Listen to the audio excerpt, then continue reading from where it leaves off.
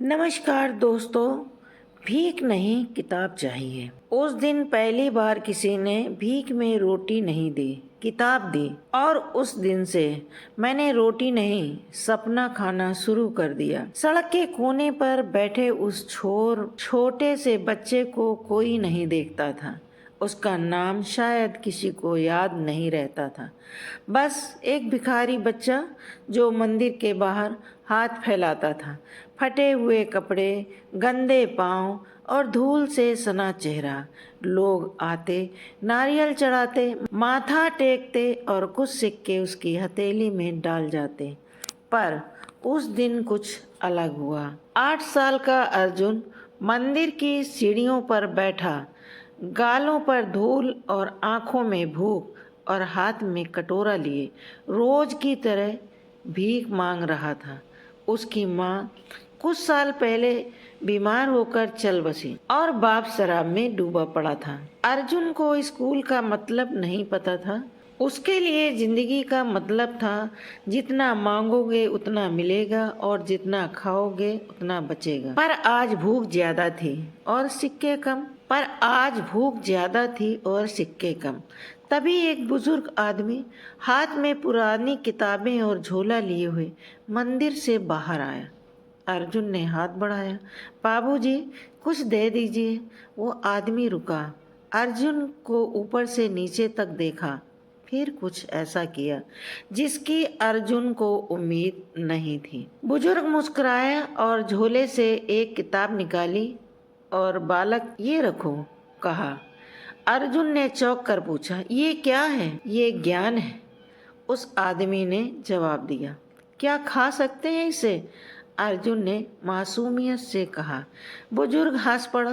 आज नहीं, लेकिन अगर पढ़ोगे तो कल दुनिया खिला सकती है तुझे। वो चला गया, लेकिन अर्जुन की आंखें उस किताब पर अटक गईं। रंग बिरंगे चित्र थे, कुछ अक्षर थे जिन्हें वो नहीं पढ़ सकता था, लेकिन पहली बार उसे लगा जैसे कोई चीज उसकी थी, सिर्फ उसकी। अर्जुन रोज मंदिर आता, किताब खोलता, अक्षरों को ताकता और कोशिश करता समझने की। कुछ दिन बाद वही बुजुर्ग फिर आए और पूछा, पढ़ पाए? नहीं, अर्जुन ने उदास होकर जवाब दिया। कहा, चलो मैं सिखाता हूँ। वो बुजुर्ग, जिनका नाम राम प्रसाद था, रिटायर्ड स्कूल टीचर थे। अब वह हर सुबह अर्जुन को मंदिर की सीढ़ियों पर बैठकर अक्षर ज्ञान सिखाते। का से कबूतर, खा से खरगोश। धीरे धीरे अर्जुन को शब्द समझ में आने लगे। उसे किताबों से प्यार होने लगा। कुछ महीनों में अर्जुन ने कहना शुरू किया, मुझे भीख नहीं चाहिए किताब। लोग चौंकते, कुछ हंसते, कुछ तारीफ करते और कुछ उसे पुरानी किताबें लाकर देने लगे। अर्जुन की दुनिया बदल रही थी। भूख अब पेट में कम, दिमाग में ज़्यादा थी। राम प्रसाद जी ने उसे एक लोकल सरकारी स्कूल में दाखिला दिलवाया। स्कूल की यूनिफॉर्म पहनकर जब अर्जुन पहली बार कक्षा में बैठा तो उसका आत्मविश्वास चमक रहा था। स्कूल की पढ़ाई आसान नहीं थी। अर्जुन को बाकी बच्चों की तुलना में बहुत मेहनत करनी पड़ी। वह दिन में अखबार भी बांटता, स्टेशन पर पानी बेचता और रात को पढ़ाई करता।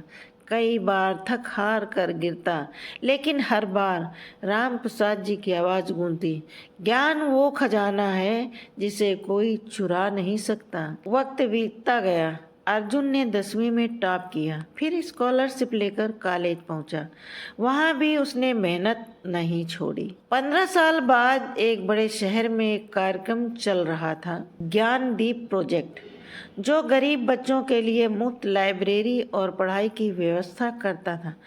वहां मंच पर एक युवक खड़ा था, आत्मविश्वास से भरा, तेजस्वी चेहरा, और बोला, मैं अर्जुन हूँ। कभी मंदिर के बाहर बैठकर मैं भीख मांगा करता था, पर एक दिन किसी ने मुझे भीख में किताब दी थी और आज मैं उसी किताब से सैकड़ों बच्चों को रोशनी दे रहा हूँ। लोगों की आंखें नम हो गई।